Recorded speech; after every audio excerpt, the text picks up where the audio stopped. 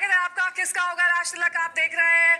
आप नतीजे आ चुके हैं हमारे सामने और इससे साफ तौर पर दिखाई दे रहा है कि किस तरीके से अगर 10 तारीख को जब नतीजे आते हैं तो प्रचंड जीत की ओर बीजेपी पार्टी बढ़ती हुई दिखाई दे रही है। खासतौर पर उत्तर प्रदेश की बात कर ले और यहां तक कि अगर मणिपुर में भी देखा जाए तो वहां पर भी बीजेपी ही सरकार बनाती हुई दिखाई दे रही है। उत्तर प्रदेश के चरण के हिसाब से हम आपको सीटें और साथ ही सीट्स दिखा रहे हैं। यहाँ पर पहला चरण 58 सीटों पर मतदान किया गया, जिसमें 49 सीटें बीजेपी को हासिल होती हुई दिखाई दे रही है। सपा को 8 सीटें, बीएसपी को 1, कांग्रेस को खाता भी नहीं खुल रहा है कांग्रेस का, और अन्य के खाते में भी 0 सीटें यहाँ पर पहले चरण में। ने उत्तर प्रदेश में भारतीय जनता पार्टी के फिर वापसी करने के संकेत दिए हैं, उम्मीद जताई है, आंकड़े बताए हैं। लेकिन सिर्फ एक ऐसा सर्वे है जिसमें समाजवादी पार्टी को भी बहुमत की सीटें मिलती हुई नजर आ रही हैं।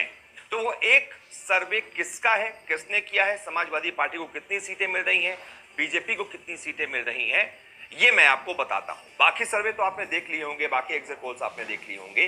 जिसकी एजेंसी ने जो सर्वे किया है उसमें समाजवादी पार्टी को भी बहुमत मिलने के आसार जताए गए हैं। तो रिसर्च सर्वे के मुताबिक समाजवादी पार्टी को 168 से 208 सीटें मिलने का अनुमान है, यानी कि वो जो बहुमत के लिए 203-204 सीटें चाहिए उससे ज्यादा। लेकिन क्योंकि 40 सीटों का एक मार्जिन लिया गया है, 168 से 208, तो अगर खराब प्रदर्शन रहता है तो मामला डाउन भी हो सकता है, नीचे भी जा सकती है समाजवादी पार्टी।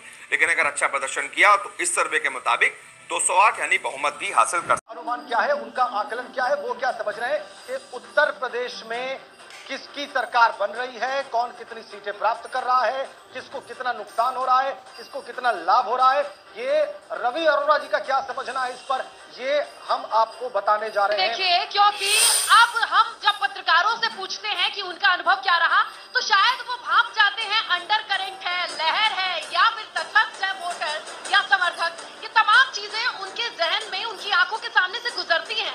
तो अब हम ऐसे में अगर बात कर रहे हैं रवि अरोड़ा की, तो उनके भी करियर पे लंबा अनुभव जो है वो हम जानते हैं, और इसके साथ उनका आकलन क्या कहता है, ये आंकड़े आपके सामने रख रहे हैं। देखिए, रवि अरोड़ा को लगता है कि भाजपा को 160 से 190 सीटें मिल सकती हैं, रवि जी का अनुमान है।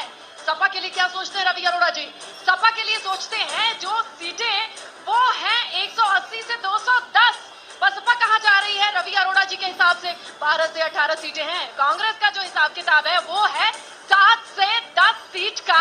अन्य के लिए रवि अरोड़ा जी का अनुमान कहता है कि 5 से 10 सीटें अन्य के खाते में भी जाएंगी। ये उत्तर प्रदेश की सियासत और रवि अरोड़ा जी के अनुमान